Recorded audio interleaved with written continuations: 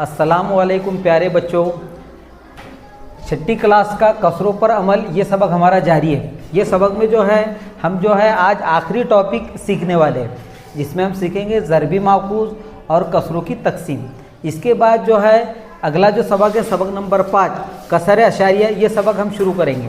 लेकिन फ़िलहाल आज के वीडियो में हम ये दोनों टॉपिक सीखने वाले हैं, जिसमें हम पहले सीखेंगे कि ज़रबी माखूज़ किसे कहा जाता है और उसके बाद कसरों की तकसीम किस तरीके से की जाती है। कसरों की तकसीम किस तरीके से की जाती है ये हम आज के वीडियो में आसानी से समझने की कोशिश करेंगे। तो सबसे पहले हम देखेंगे ज़रबी माखूज़। अब ज़रबी माखूज़ यहाँ पर तुम्हारे सामने 3 कसरे हैं और ये 3 कसरे जो मश्क में सवालात है वही कसरे हैं। जो मश्की सेट 13 में जो सवालात हैं उससे रिलेटेड जो ये सवाल है, तो वही सवाल यहाँ पर 3 लिए गए, जिसमें तुम्हारे सामने पहली जो कसर है 11/3, 5/13 और 6/7। इसे हमें ज़रबी माखूज़ बनाना है। तो ज़रबी माखूज़ यानी कि यहाँ पर हमें क्या करना है, इसे इस तरीके से, मतलब ज़रबी माखूज़ यानी कि कोई भी अगर कसर है उसको उल्टा लिख डालना, वो क्या कहलाता है, ज़रबी माखूज़। जैसा मिसाल के तौर पे यहाँ पर 11/3 है तो 3/11, यानी कि 11/3 की ज़रबी माखूज़ की शक्ल कौन सी है, 3/11। यानी कि ज़रबी माखूज़ कोई मुश्किल यहाँ पर टॉपिक नहीं है। इसमें हमें क्या करना है, सिर्फ कसर को उल्टा के लिख लेना है, पलटा के लिखना है। यानी कि शुमार कुनिंदा की जगह नसब नुमा और नसब नुमा की जगह शुमार कुनिंदा। जैसा यहाँ पर 11/3 है तो 11/3 को हमने साइड में क्या लिखे, 3/11। तो 11/3 की ज़रबी माखूज़ की शक्ल कौन सी है, 3/11। फिर अगली जो कसर है 5/13। इसे हम अगर ज़रबी माखूज़ की शक्ल में लिखेंगे तो यहाँ पर लिखेंगे हम 13/5। यानी कि यही कसर को क्या कर देना है, पलटा देना है। शुमार कुनिंदा की जगह नसब नुमा और नसब नुमा की जगह शुमार कुनिंदा। इसे ही क्या कहा जाता है, ज़रबी माखूज़। जैसा यहाँ पर 5/13 है तो 13/5। अब आगे है 6/7। 6/7। अब 6/7 यहाँ पर इसे हमें ज़रबी माखूज़ की अगर शक्ल में लिखना है तो हम इसे किस तरीके से लिखेंगे, 7/6। 7/6।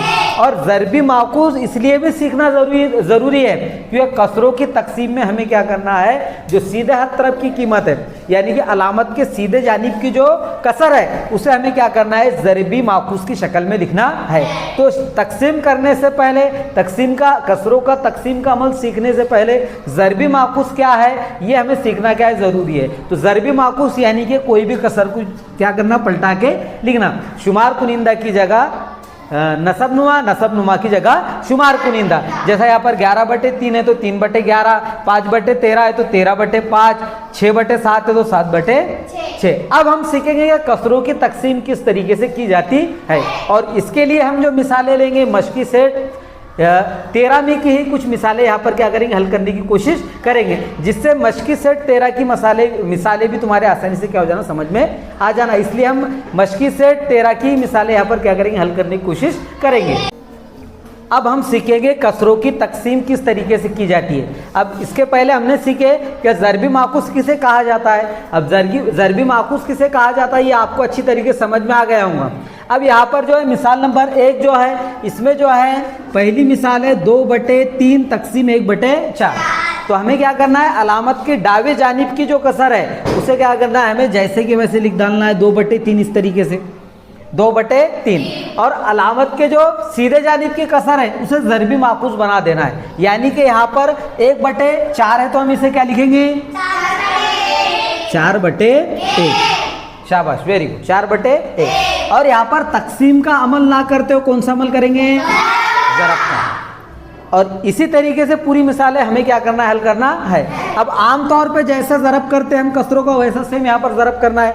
यहाँ पर हमें शुमार कुनिंदा का जवाब शुमार कुनिंदा का ज़रब शुमार कुनिंदा से, नसब नुमा का ज़रब नसब नुमा से। तो 2 चौक 8 और 3 एका 3, यही उसका क्या है, जवाब है। यानी कि तकसीम के अमल में तकसीम का अमल करना ही नहीं है। कौन सा अमल करना है, ज़रब का। लेकिन उसमें बदलाव ये लाना है कि जो सीधे जानिब की जो कसर है उसे ज़रबी माखूज़ कर देना है, यानी कि ज़रबी माखूज़ बना देना है।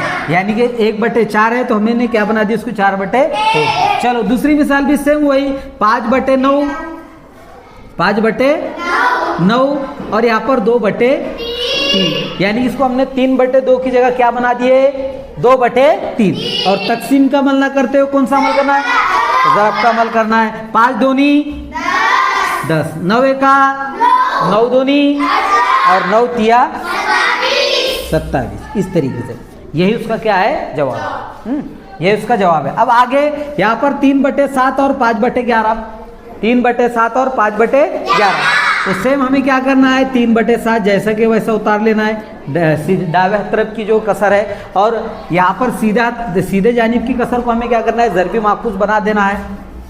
और यहाँ पर लिखेंगे हम 11/5, और इसका तकसीम का अमल न करते हो कौन सा अमल करेंगे, ज़रब का। अब यहाँ पर 3 का पहाड़ा 11 तक का पढ़ना है, और यहाँ पर 7 का पहाड़ा 5 तक का पढ़ना है। अब 3 का पहाड़ा 11 तक का पढ़ना है। अब 3 का हमने जो पहाड़े कहाँ तक का है, कौन से मकाम तक का याद करें, 10 के। तो यहाँ पर 11 तक का ना पढ़ते हुए हम क्या करेंगे, 11 का पहाड़ा ही 3 तक का पढ़ेंगे, क्योंकि ज़रब के अमल में 3 का पहाड़ा 11 तक का पढ़ो या फिर 11 का पहाड़ा 3 तक का पढ़ो, वही जवाब आएगा। तो 11 एका 11 दूनी 11 तिया 33, 7 एका 7 दूनी 7 तिया 7 चौक 7 पंजे। इस तरीके से बिल्कुल आसानी से हमने क्या करें, इसका जवाब हासिल कर लिया। तो सब में हमें ज़रबी माखूज बनाने के बाद तकसीम का अमल ना करते हुए हमें कौन सा अमल करना है, ज़रब का अमल करना है।